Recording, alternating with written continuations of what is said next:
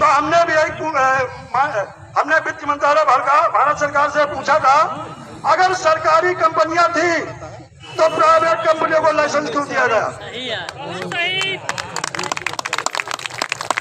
सही बात है। अगर सरकारी बैंकें थी तो प्राइवेट बैंकों को लाइसेंस क्यों दिया गया? अगर सरकारी स्कूल थे तो प्राइवेट स्कूलों को मान्यता क्यों दी गई?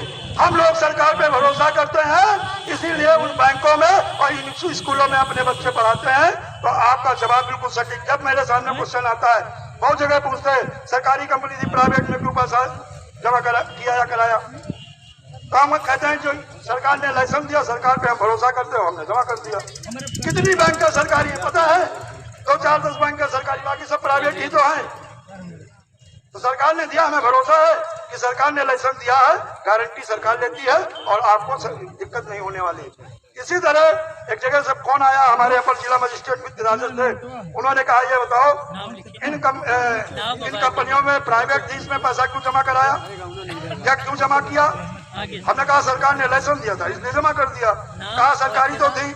हम कहा सर एक चीज बताइए, सरकारी कंपनी थी, प्राइवेट को लाइसेंस सरकार ने दिया। सरकारी बैंकें थी, प्राइवेट बैंकों को लाइसेंस सरकार ने दिया। सरकारी स्कूल थे, सर आपका बच्चा किस स्कूल? उन्होंने किसी मांटेसोरी स्कूल को बताया था। हमने कहा जब सरकारी स्कूल है तो आप अपने बच्चे को प्राइवेट स्कूल में क्यों पढ़ा रहे हो? सरकारी में पढ़ाइए ना। तो ये जान लीजिए, दिमाग में बैठा लीजिएगा, इन सारी कंपनियों को लाइसेंस सरकार ने दिया था और ये जिम्मेदारी, ये गारंटी हमारी सरकार की बनती है।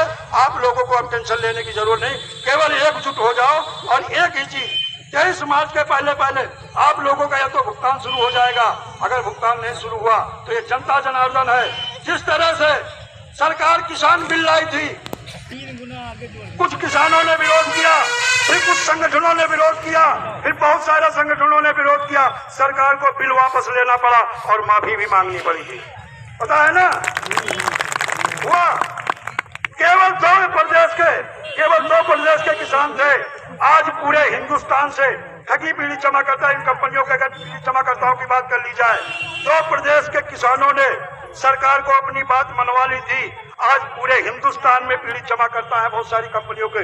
एकजुट हो जाओ, सरकार नहीं, हर हालात में अगर एक तो कानून बना दिया, अगर कानून नहीं बना होता, अगर कहीं 40 करोड़ पीड़ित जमा करता है तो सरकार कानून बना करके भी आपका भुगतान करवाती, क्योंकि हर आदमी को डर है कि अगर हम भुगतान नहीं किए, सरकार को भी पता है अगर भुगतान नहीं किए तो ये 40 करोड़ लोग